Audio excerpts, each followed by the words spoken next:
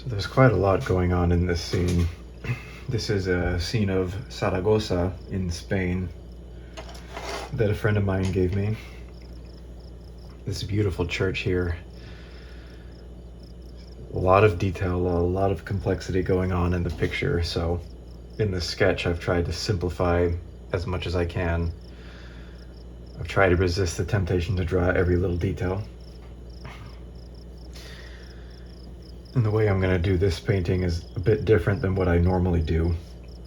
Normally I start with the sky and then I work my way down. This time I'm going to start with the building and everything below the sky and then do the sky afterwards. So I've wet both sides of my paper so that it lays flat, and I've let it dry more than I usually do.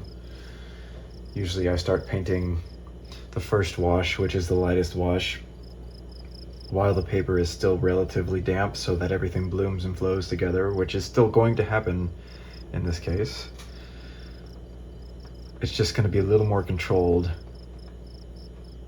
The reason for that is I want to paint the sky a little darker than I normally do so that the light part of this church really pops.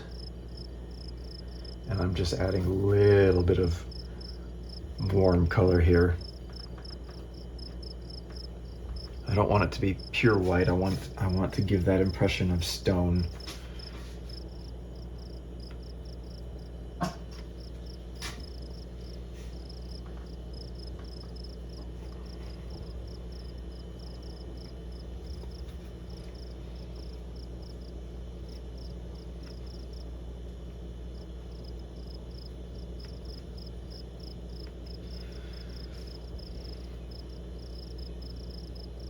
So I'm just gonna drop in this color all around.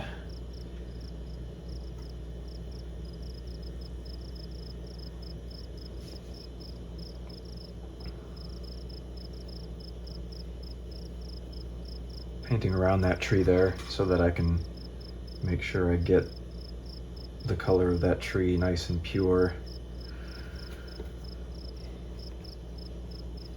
There really is a lot going on in this picture, and even now I'm resisting the urge to get caught up in details, and I'm trying to keep it loose and expressive while still conveying the idea of this place.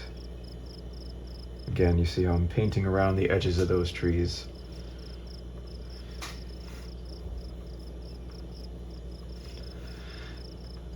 And I'm also weaving out these domes because these are a more greenish color and I want that color to really pop.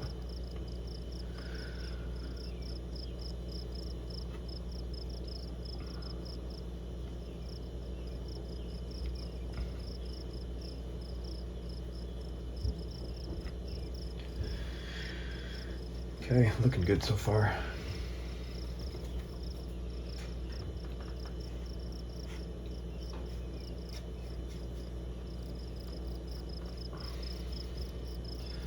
I'm trying to limit the amount of brush strokes I'm using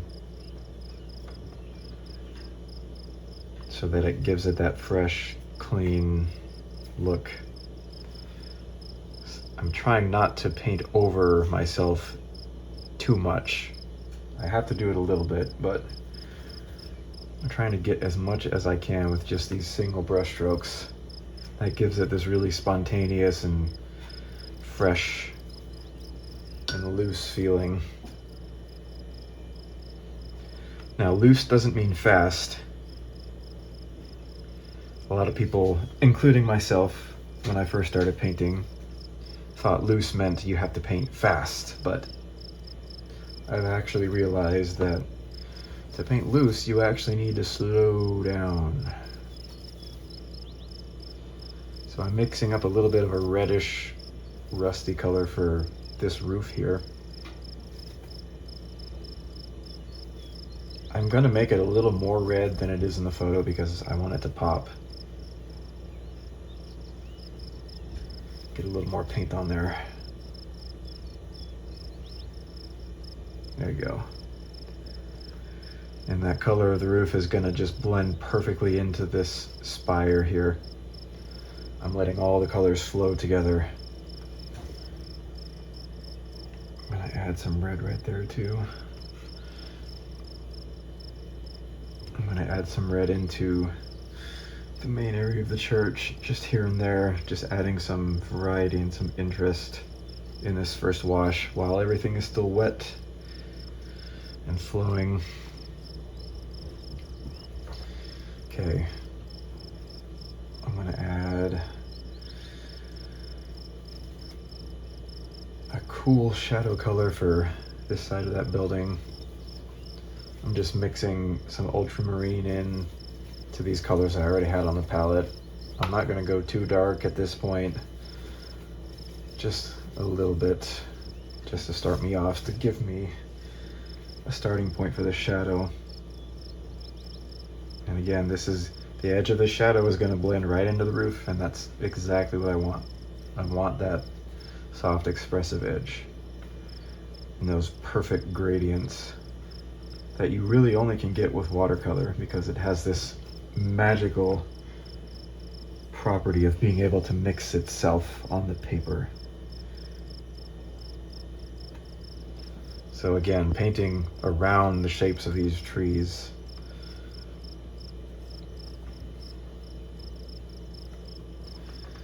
I'm not worrying about if this shadow color bleeds out into this area. All those lost and found edges are part of what makes watercolor so magical. I might even add a little shadow here while it's wet, so that edge isn't quite so harsh. And I'll go back and darken these later on, of course.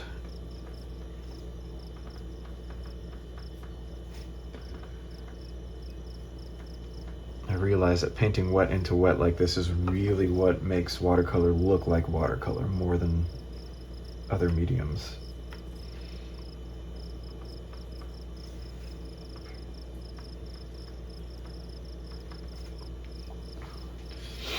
Okay, so let's see. Let's paint the color of the tops of these spires. Looks like they're kind of oxidized copper. Oxidized copper has that really distinctive green color, and I really want to try to capture that. I'm not quite sure how I'm going to do it. I'm just going to keep mixing blues until it looks right. Might add some yellow in there to make it a little greener. And I really want this color to pop. I'm not gonna try to get exactly to that color, but this is probably gonna be good enough. So I'm going pretty thick with my pigment here, because again, I want this to pop. I want this to be a central focus of this painting, is the tops of these domes.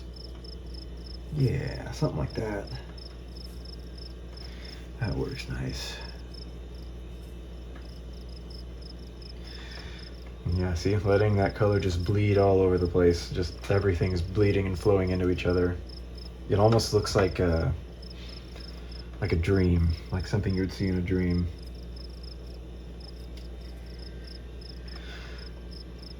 Trying to stay loose, trying to stay expressive.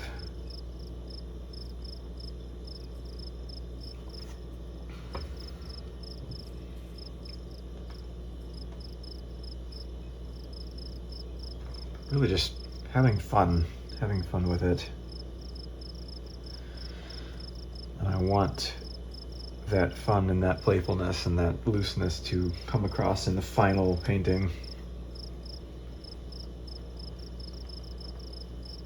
I'm not always successful with that, but I try. I do try. So this dome here is a different color. It's kind of a cool gray. I'll come back to that in a minute. I'm just doing all of these tops while I have this color mixed. And I'm simplifying a little bit some of the variation in these colors, because I'll be here all night if I paint everything exactly as it is, and if I do that, it won't look like much of a painting.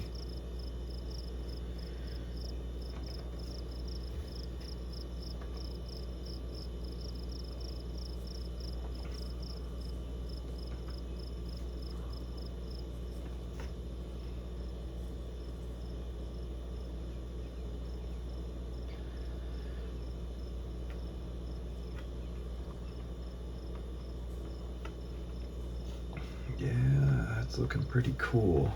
I really like how that's looking.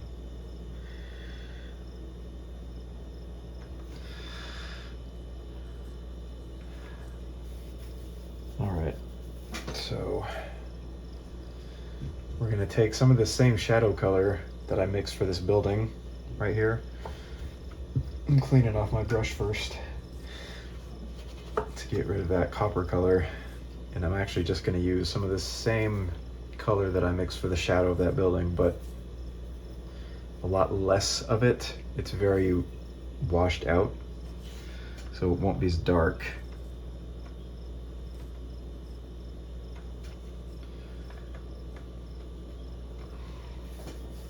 Yeah, this is looking really, really cool.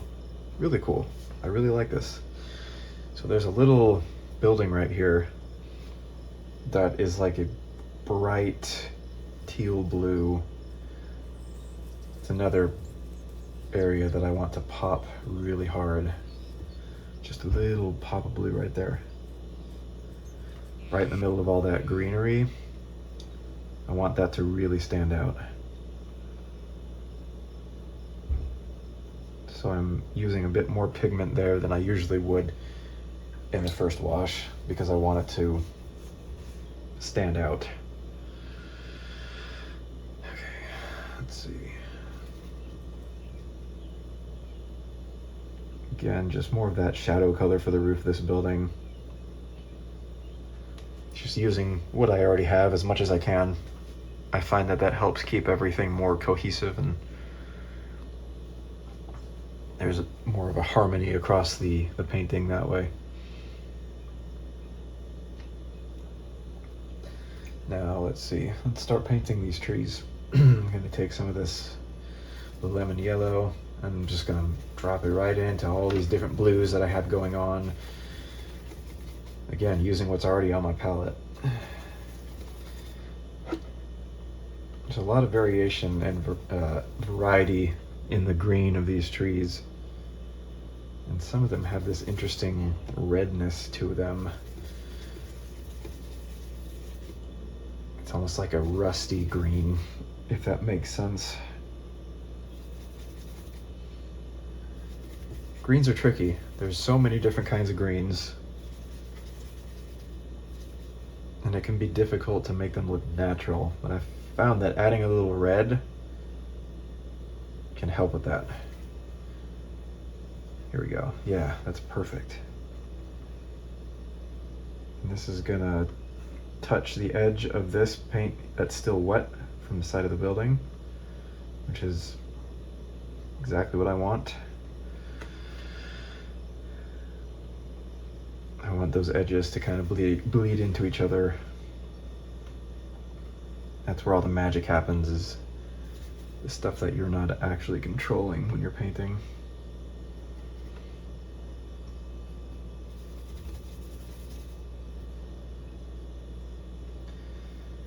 And I'm adding more yellow here and more blue there and more red here and more different colors, just adding different variations to the green. That helps it look more natural also, as if there's variety in the green.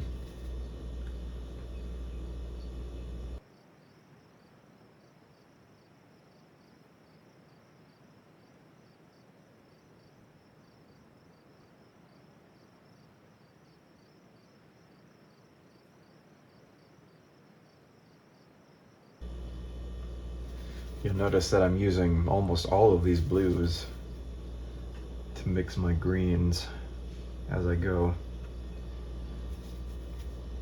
Just adds those little tiny variations that make it look more real.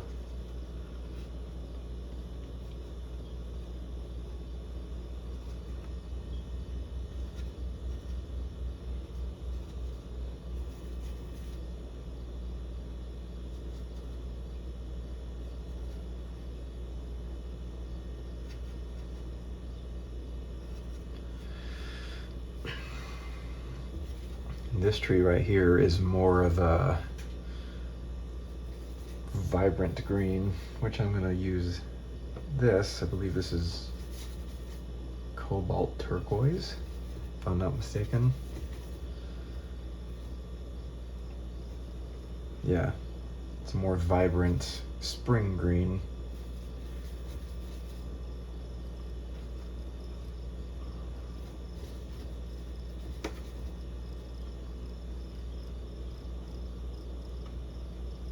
Yeah, something like that would work.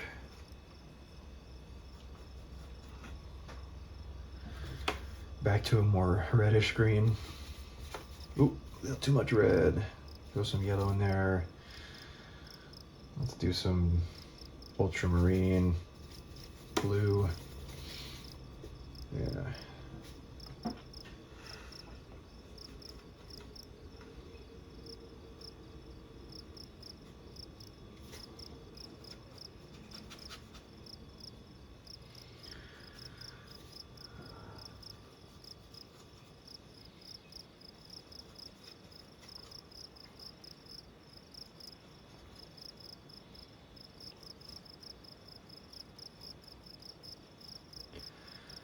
Okay.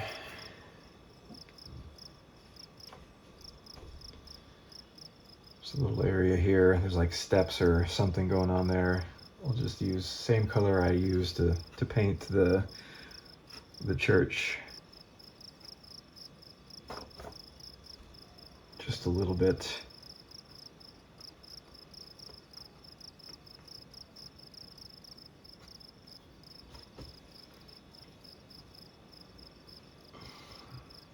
Yeah,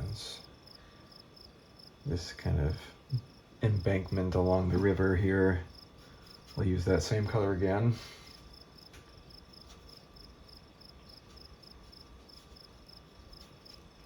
Now I'm focused on, in this first wash, the lightest colors.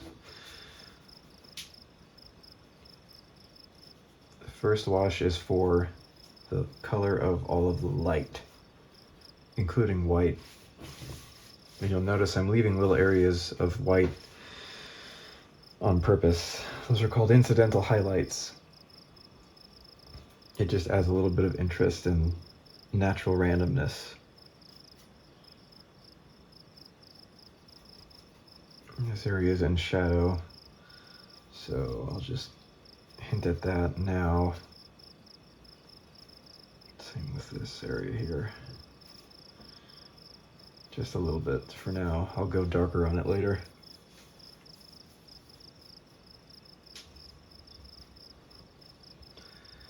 Got this little ramp and these steps here. I'm gonna clear out some space on my palette here.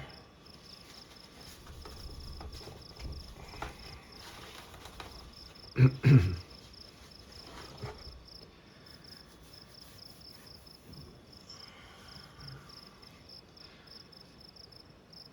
this is just going to be a very, very light wash of more of this warm color.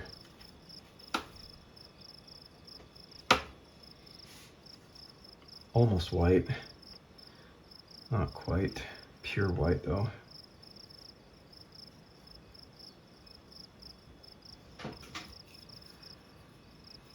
And there's a walkway which is more reddish.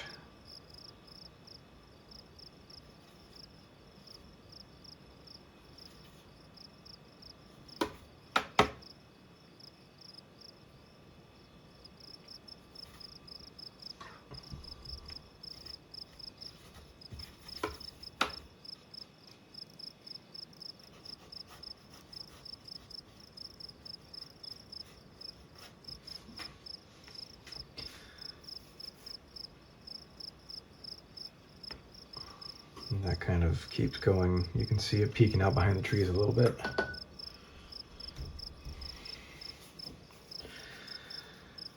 Okay. There really is a lot going on in this picture. Oh my goodness.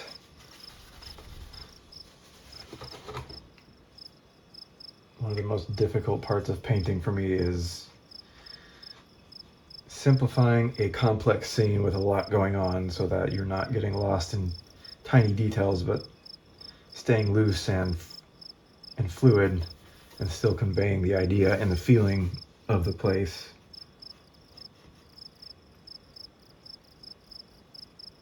I've never been to Spain, but it looks absolutely beautiful.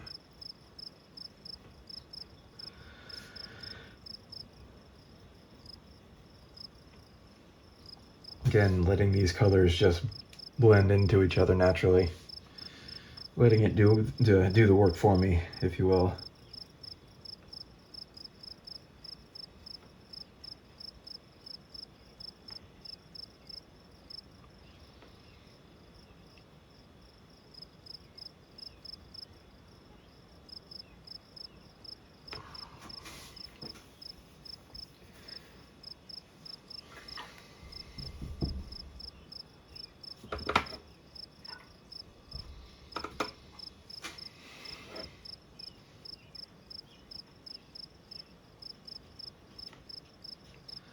That bridge back here is that same kind of color too, I've decided.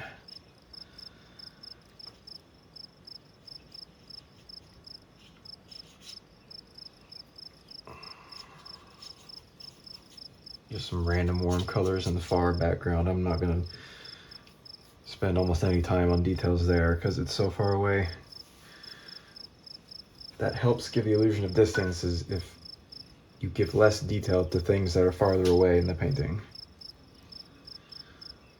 Okay, let's go back to these trees.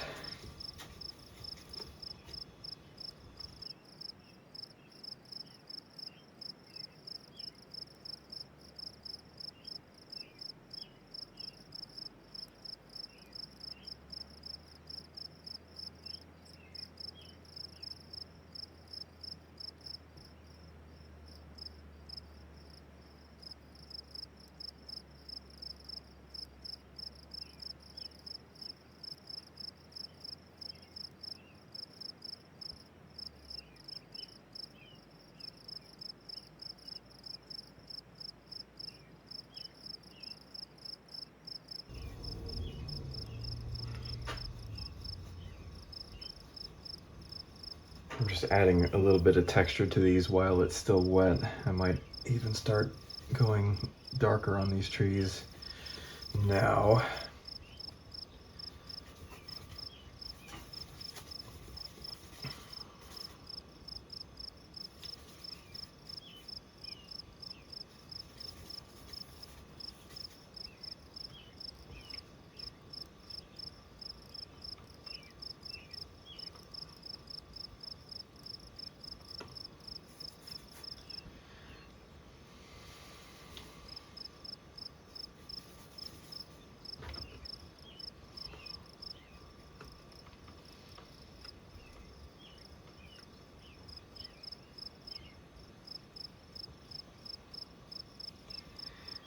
Now at this point I would be into the second wash, but only for the portion that's painted, obviously.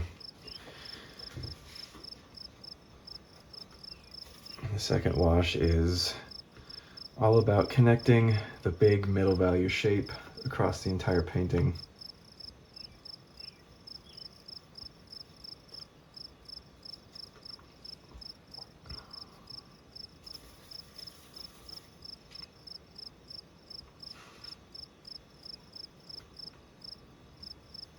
I'm just trying to give a rough impression of the texture and the shape of these trees. I'm not spending too much time on the details.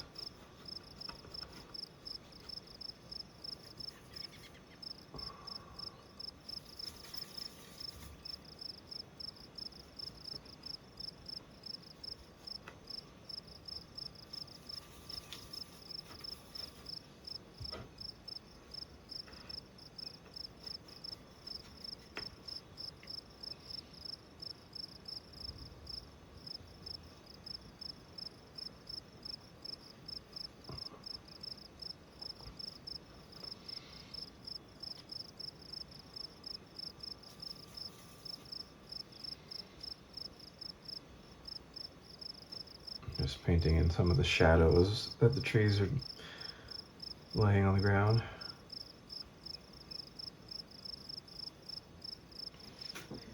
will come back later and darken up some of these areas more.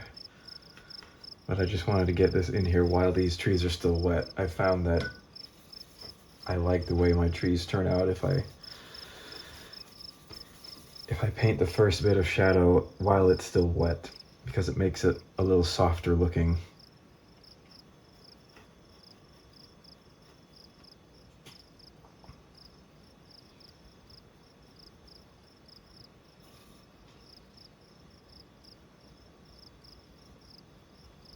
Looks like there's steps or something right there, so I'm just giving a pretty simple impression of that.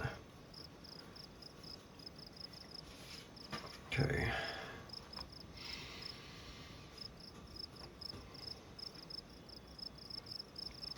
And with the farther back trees, I'm going to do the same thing, but to a little bit lesser extent. Again, the illusion of distance comes from lack of detail. Another thing that helps with that is adding more blue, because as we look through the atmosphere, things that are farther away are more blue.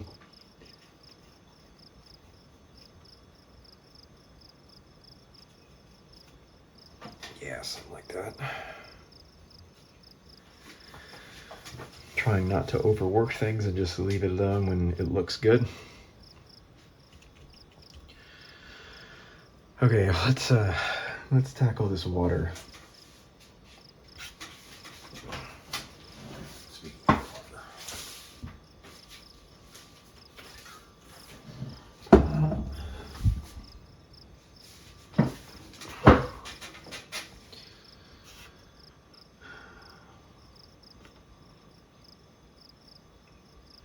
So the water starts out very light back here and then gets darker as it comes around. And then there's some reflections happening right here. And then it gets very dark right here. Let's start with the lighter areas. Cobalt blue. And I'm throwing that onto this color that's already on the palette. Whatever green-blue color that this is. Seems like a good starting point. Need more water. There we go.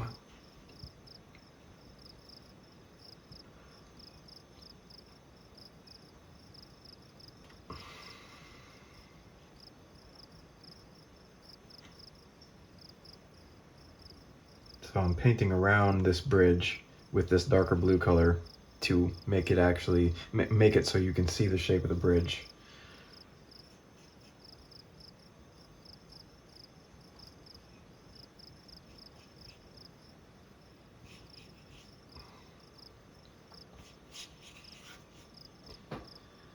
Okay.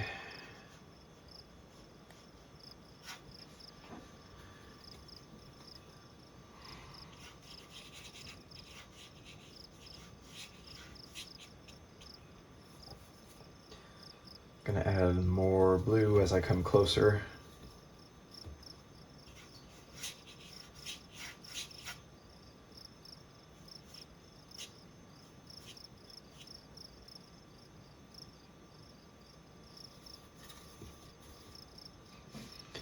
Just gradually adding more blue.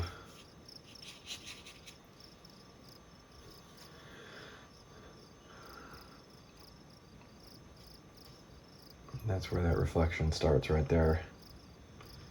You've got this warm reflection happening from these steps right here and this little ramp, and then from the building, and then from the trees. So at this point the water is no longer blue because it's reflecting everything that's above it.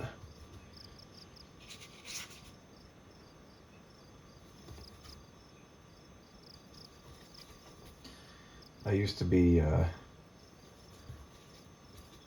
very intimidated to paint water, but now I enjoy it a lot. It's one of my favorite things to paint. Most of my scenes have water in them, I've realized. There's just so much going on, there's so much complexity. there's an infinite amount of kinds of water to paint. Water has so many different personalities. I'm leaving little dry brush marks here, and that will imply sparkling light hitting the water. That's one of my favorite effects to do with water, is that sparkle. Okay, let's see, how are we gonna do this? Let's drop in some of that warm color. It's very light right here. That reflection starts right there. Then it goes down.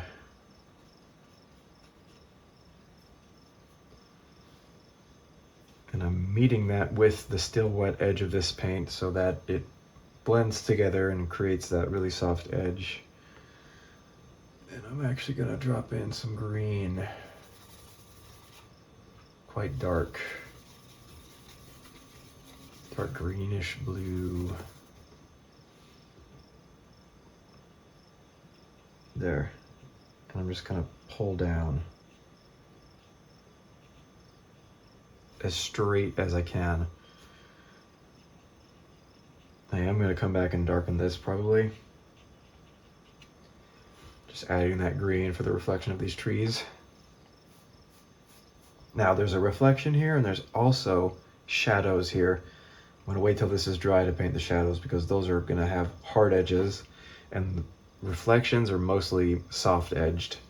In some cases, if it's very still water, it can be hard edged, but in this case, it's almost all soft. There's another area here that's light. There's kind of a hint of blue in there too, I'm seeing now. That's another thing, there's so much variety of color in water. It's astounding. It's really amazing. I'll never ever get tired of painting water. Yeah, right there. So I'm putting in the lightest areas first, and then I'm coming back with the darker colors and putting those in. In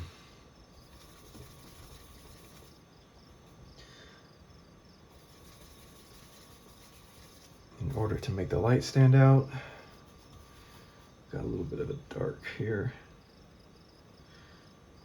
from this ramp that goes down.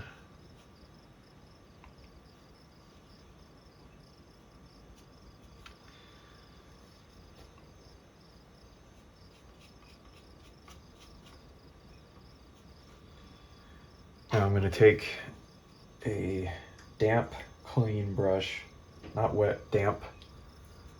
I'm going to spread it out a little bit, just like that. And I'm actually going to use this to smooth everything out.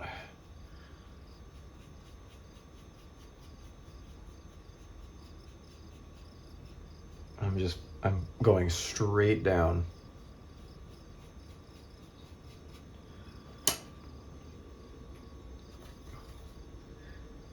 Oh, there's a weird kind of yellowish color right here. That's interesting. I think right here we're actually seeing to the bottom of the river. I'm seeing through the water now. So right here we transition from a reflection to actually seeing to the bottom. So another variety of water is water that you can see through and actually see the bottom.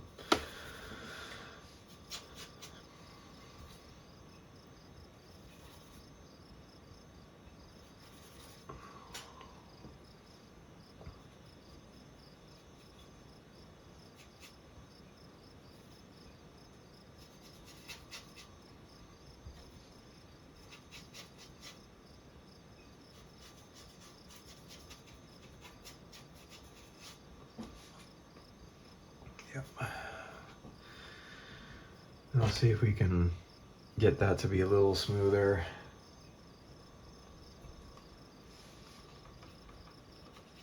Yeah, like that.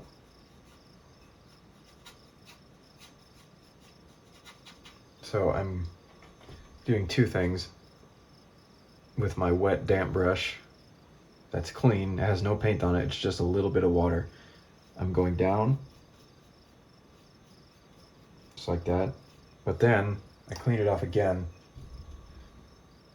and I'll go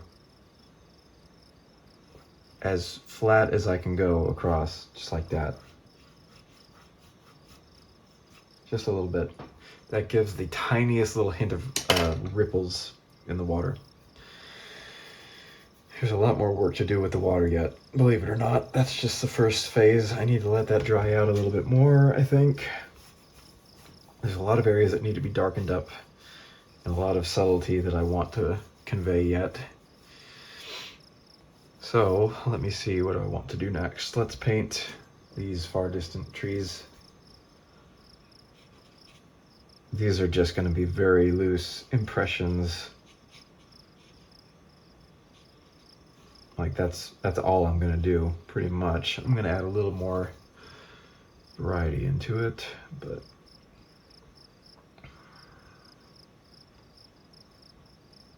and over top of the bridge too, just there's stuff back here. There's buildings and there's all kinds of things. I'm just giving the illusion of detail without actually doing almost anything.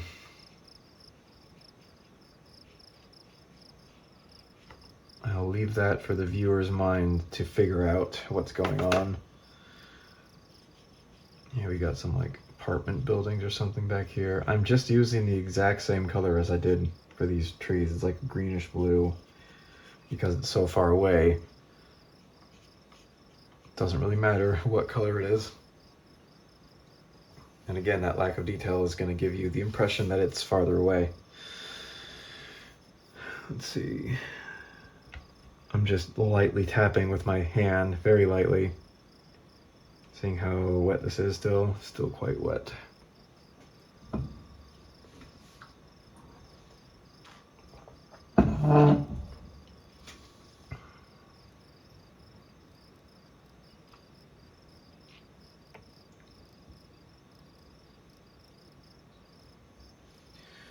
Okay, I think I'm gonna add some of this dark color over here. I found it helpful to not think about exactly what it is you're painting. Like, I'm not trying to figure out what all this stuff is. I'm just painting shapes and shadows and light. I'm trying to see it all as just abstract light and dark shadows, shapes. It's not easy to do. You have to kind of train your brain to think that way, but it helps a lot.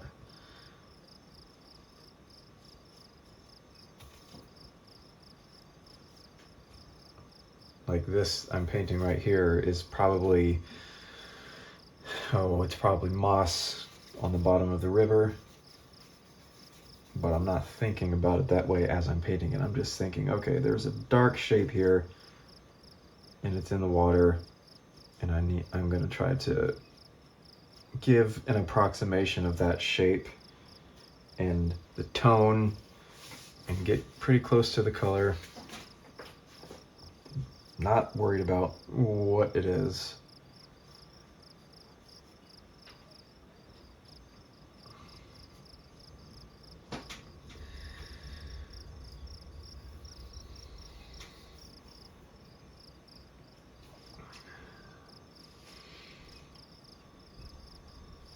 Now I'm realizing everything around it needs to be darker now.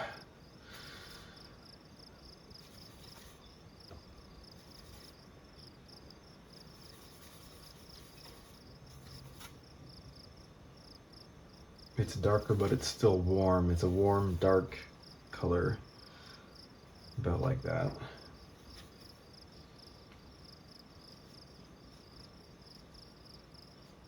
Painting it while it's still damp to get those soft edges, because things seen underwater have this kind of soft look to them. This is also helping it's helping to make the sand on the bank stand out more.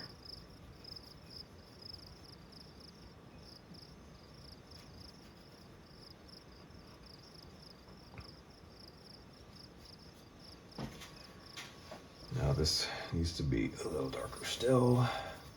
This part. And I'm not gonna mess with it too much more, I hope. Okay.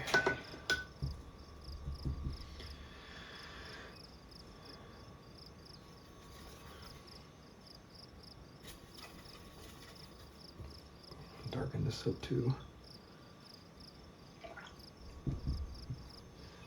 Just gonna drop in some blue here. And here. Like that.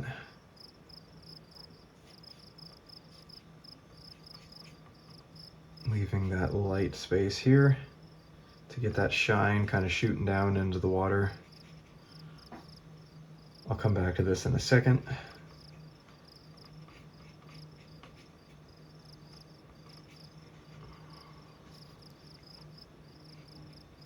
Darkening up these areas here. Okay. Taking my clean damp brush. I'm going to blend this. I'm going to pull up on this. And then I'm going to go down again. And then across.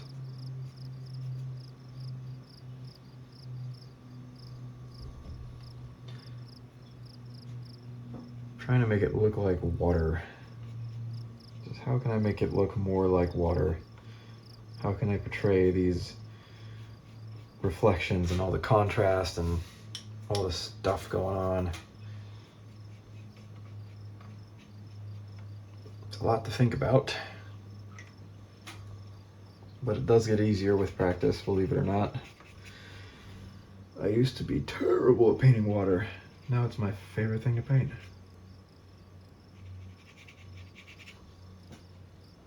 Oh, that actually looks really cool. That's really cool. Very satisfying painting water. Very satisfying. I'm just throwing in just some random textures here, portraying the movement and the energy of this river.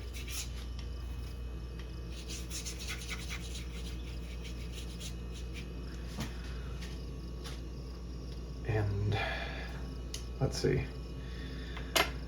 I don't want to spend too much more time on this because it'll start to look fussy after a while and overworked. I'm just going to darken up this part a little bit more.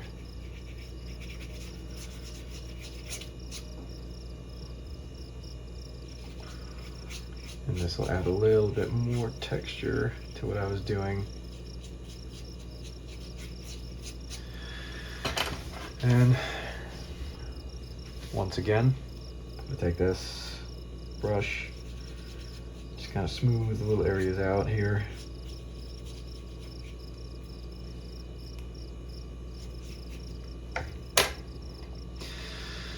Something kind of like that. Okay.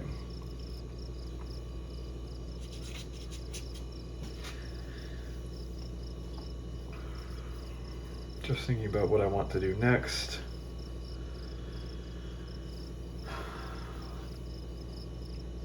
I think I am. I'm going to start working on the shadows of this building. I was going to do the sky, but I'm actually going to save the sky for the very last thing, because I don't want these shadows to bleed into the sky too much. I want these edges to be very sharp. So let's work on these shadows. This is maybe the most satisfying part of watercolor, is when you get to paint these nice dark shadows. And that makes everything just pop right off the paper. And then there's a third phase where you paint the darkest darks, within the shadows, and that's, you know, that actually might be the most satisfying part. We'll get there.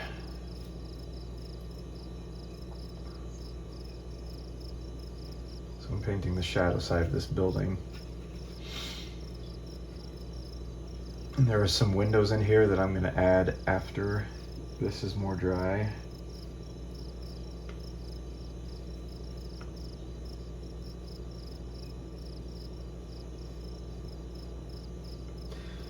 Now this is where you can go in and tighten things up as far as the shapes that you've painted, because in the first wash everything is so loose and flowy.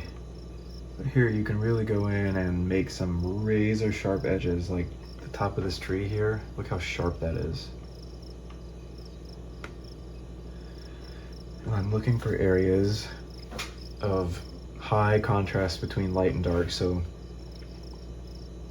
top of this roof versus the wall. Very high contrast. That's a good spot for sharp edges. Right here's another one. The edge of this wall. The edge of this wall to everything behind it. And that will push this building forward and push everything else back. Now with these shadow shapes, I'm looking for areas to connect one shadow into another, or one middle value area into another, more specifically.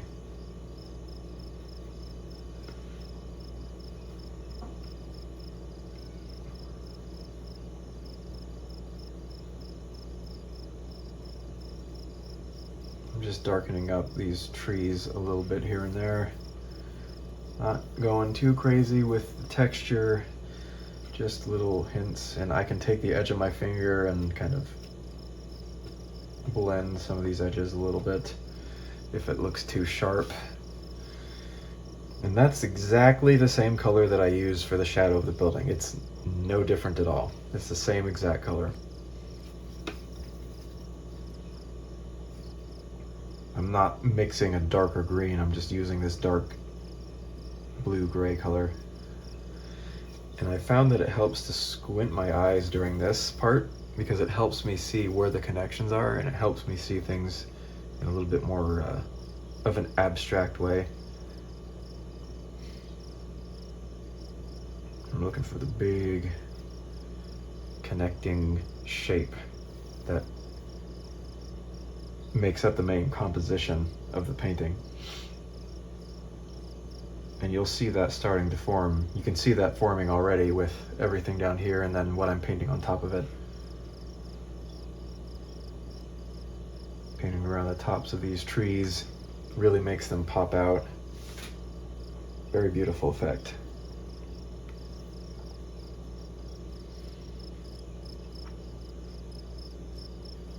Resisting the urge to go crazy with the shadows, because shadows are just the most fun thing to paint, I think. I love high contrast lighting and intense shadows. So much fun. But you don't want to kill your light, because you can't have shadows without light. I'm just gonna give a little hint of tree trunk here, some branches.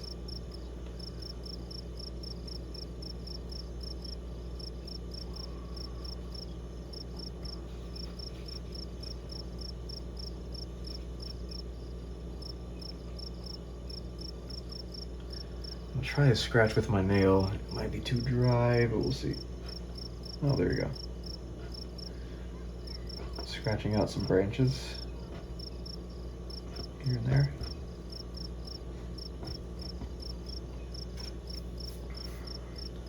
It's another fun technique that I like to do. Yeah, I'm darkening this up again. It's still wet, so it should be okay.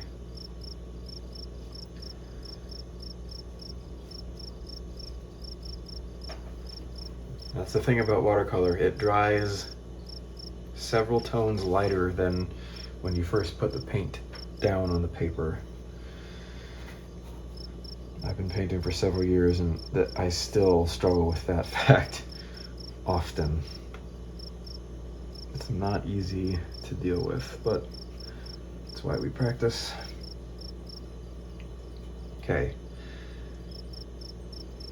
Yeah, I'm really liking how this is coming together.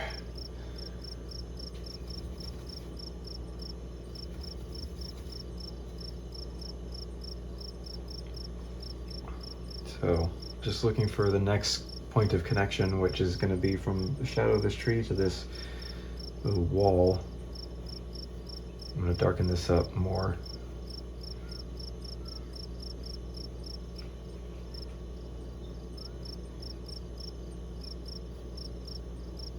And there are some steps here. I'm just going to try to give a quick impression of those. I'm not going to paint every step, I'm leaving blank spots. It's a little messy. And that makes it look loose and fun and more sketch-like.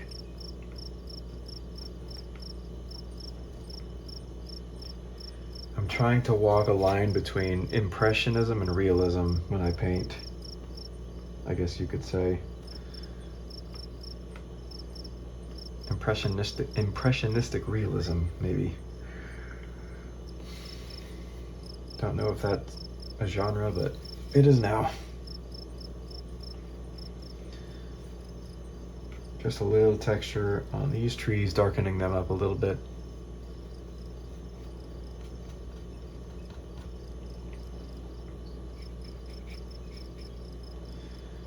Just enough to make it pop a little more. Yeah, like that. Take my finger,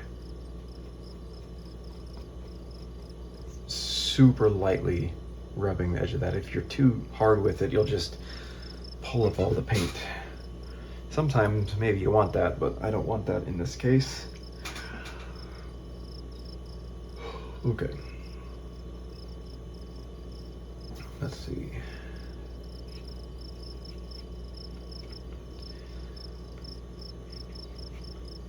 I'm just giving little hints of stuff happening back here. There's all these little ramps and steps, and I'm not painting every single thing. I'm just giving just enough detail to let you know that, hey, something's going on right here.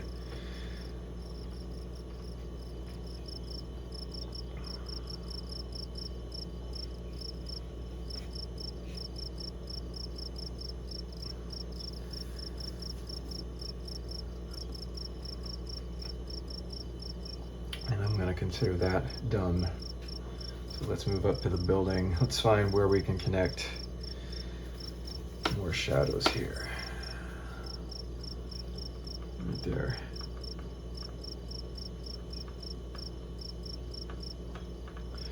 See that hard edge right there?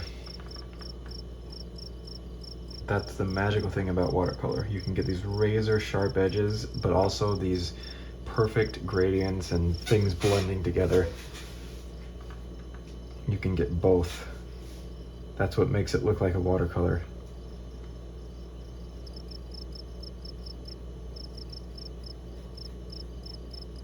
Now, this church has an amazing amount of tiny detail everywhere. But once again, the challenge is which details do you show? What's the minimal amount of detail you can show to give the viewer the idea that you're trying to convey, which in this case is this building.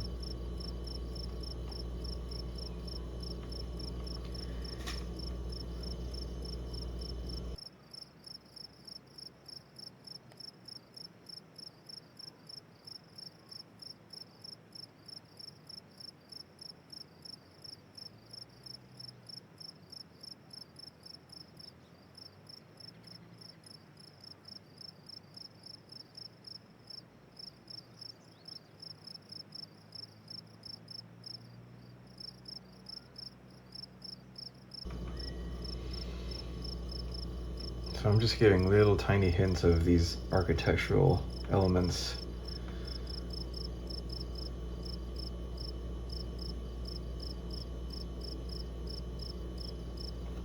just enough to give the impression of what's going on.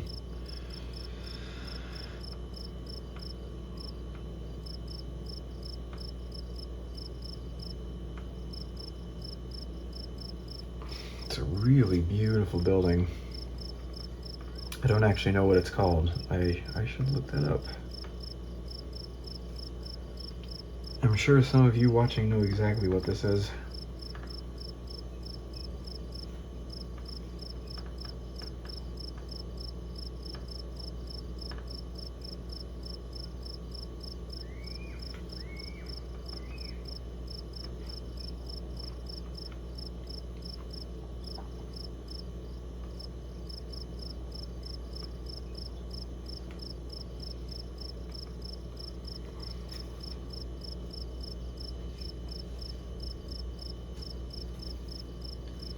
Now, some of these shadows are actually warm.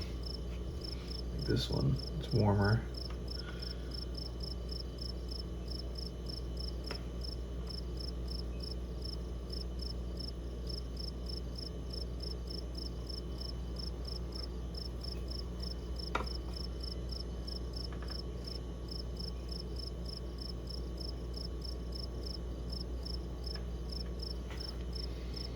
And for the things that are more in the background, I'm just kind of splotching color on there. Intentionally splotching.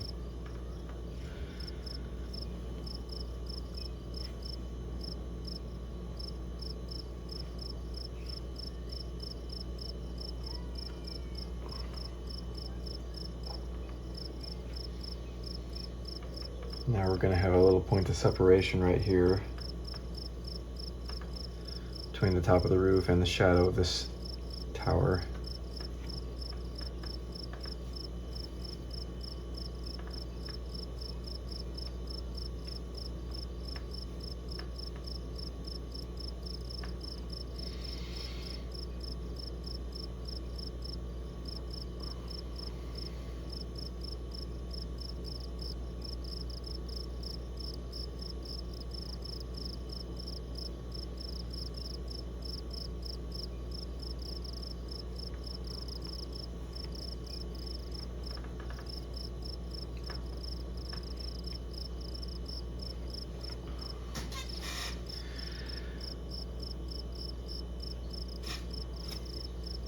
I'm not gonna lie, I was pretty intimidated by this picture.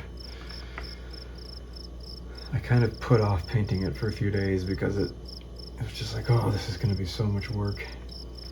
And it is, but it is super fun, turns out.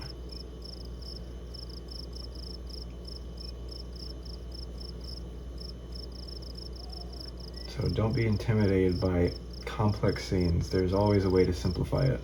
And that's part of the fun, is figuring out how to simplify it, how to turn a photo into a painting. A lot of it comes down to how you simplify that photo and what you choose not to paint, as much as what you choose to paint.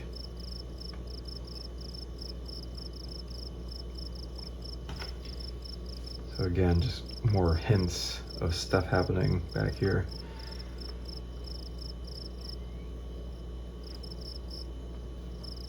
I'm not worried about getting this exactly right at all. If I was doing that, I would take 5 days to paint this, and I'm not interested in that. I want to paint it all right now. That's just how I work.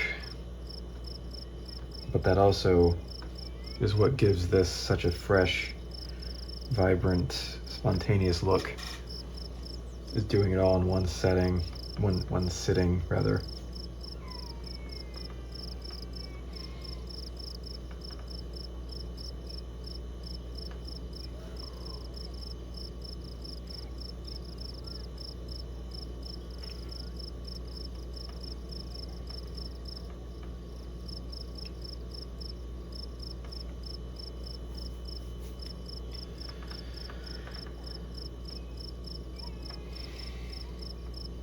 I'm just finding a few little more details to add in.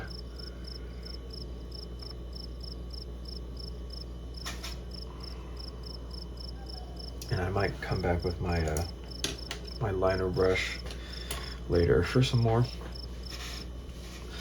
But that's probably gonna be pretty close for now. I'm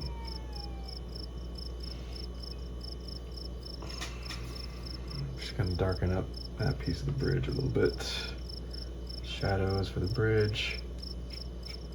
Oops, let me do that again. Yeah, like that.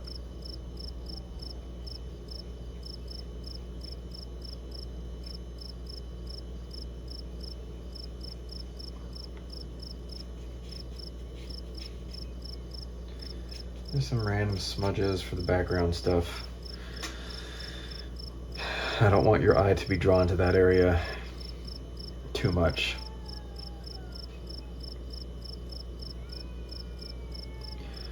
All right, I think it's time for the sky, finally.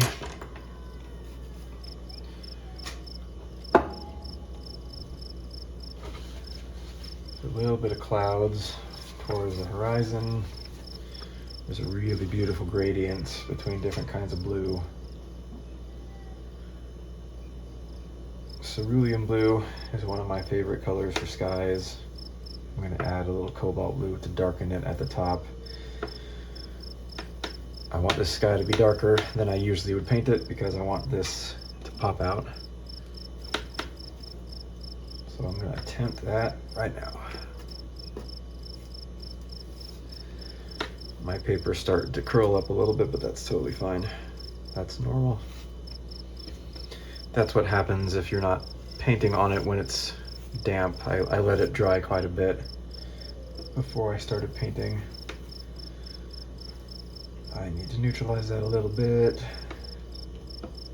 There we go. The blue was just a little too intense. I want it to be intense, but not too intense. I want it to be vibrant.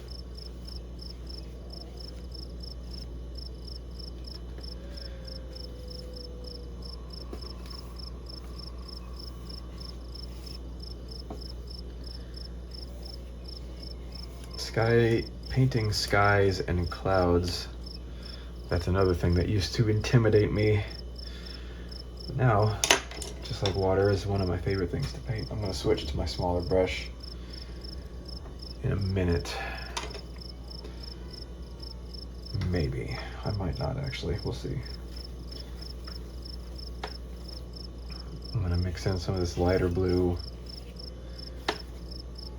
as we come down.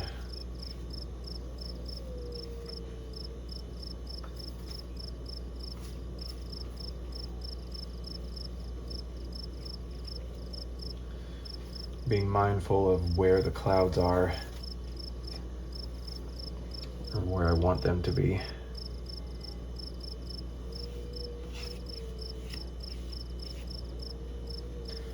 I'm trying to make it a nice smooth gradient as I shift to different shades of blue.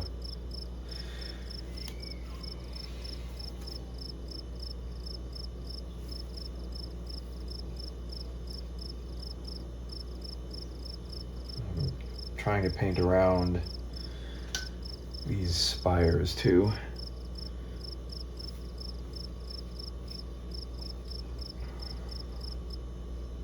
The clouds will start like right there, I think.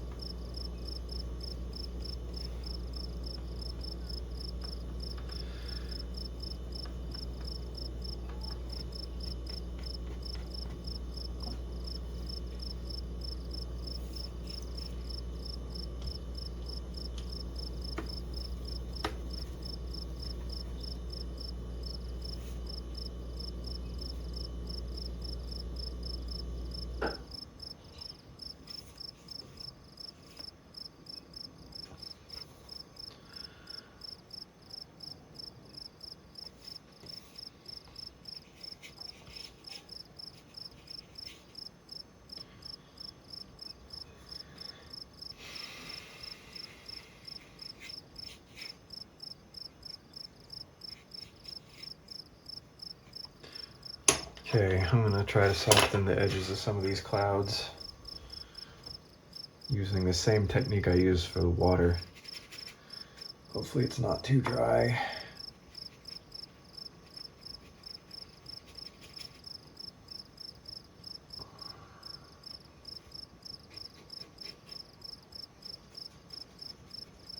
So I'm just kind of scrubbing into it. I'm kind of pulling the blue into the white a little bit. My brush is a little bit wetter than when I was working with the water because the paint is quite dry already. Paint definitely dries very fast here in Arizona.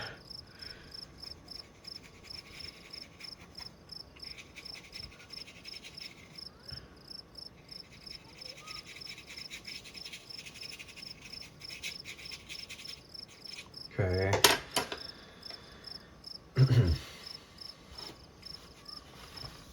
I'm gonna add a little tiny bit of gray, blue gray, into the body of the clouds, just to give them a little volume.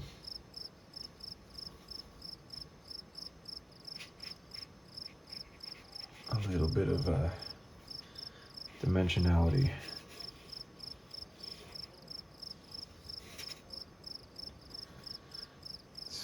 Seems like it's actually very rare to find a perfectly white cloud.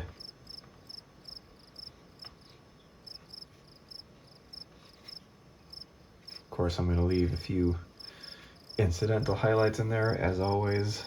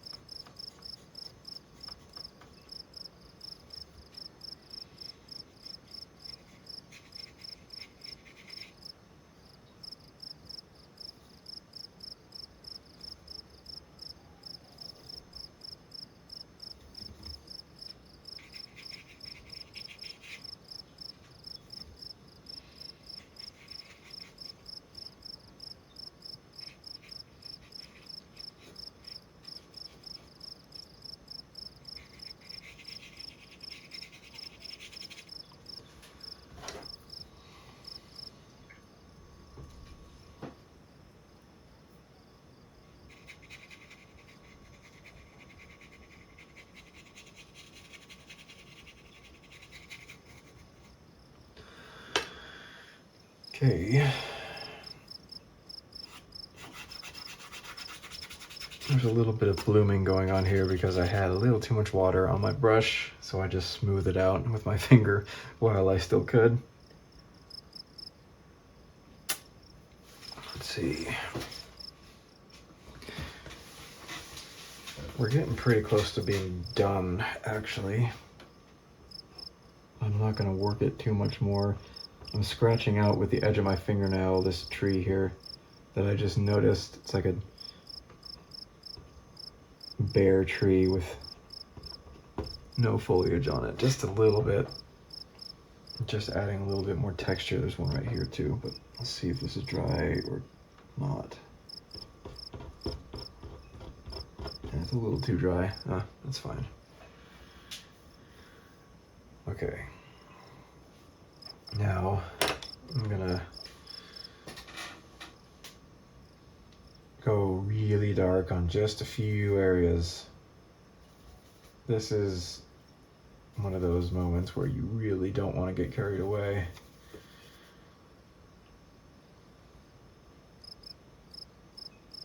Just darkening up a few shadow areas here and there, adding these windows I was talking about, and also this eave at the top.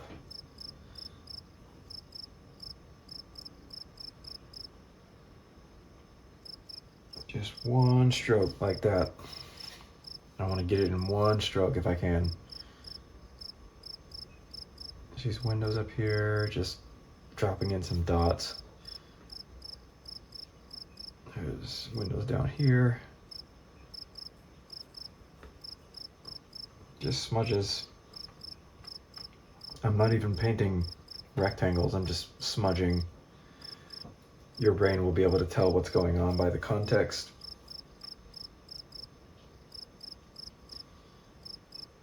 Just a few extra dark areas of shadow in these trees. Maybe a few more areas of texture.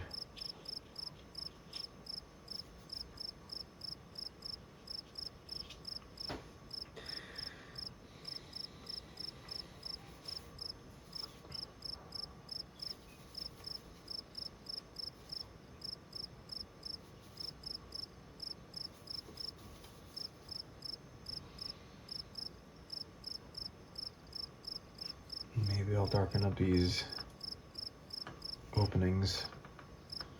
I'm sure there's a technical term for these, but I don't know what that is. Adding some of the finer details of this architecture. Mostly just on this spire, which is the closest to the viewer. Not gonna go crazy, because I'll be here all night.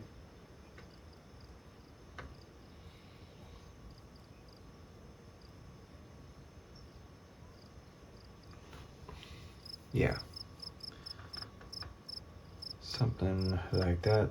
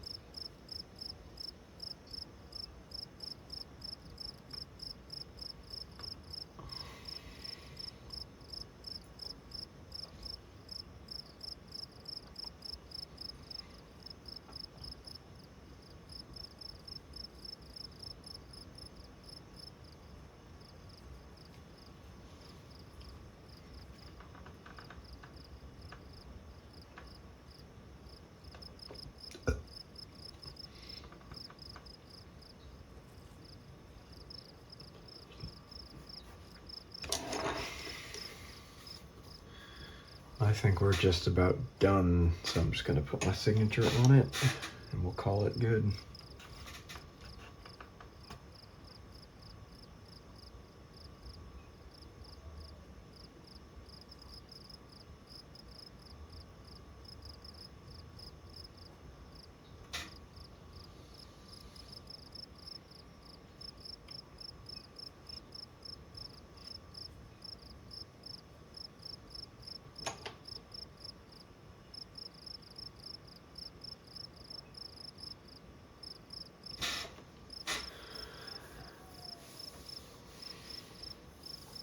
And there you have it.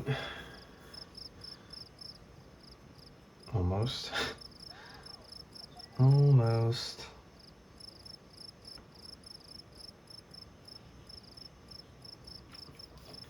Just wanted to darken up the edge of this ramp here a little bit. Give it a little more shape. Thank you for watching. I hope you enjoyed that, and I hope to see you on the next one.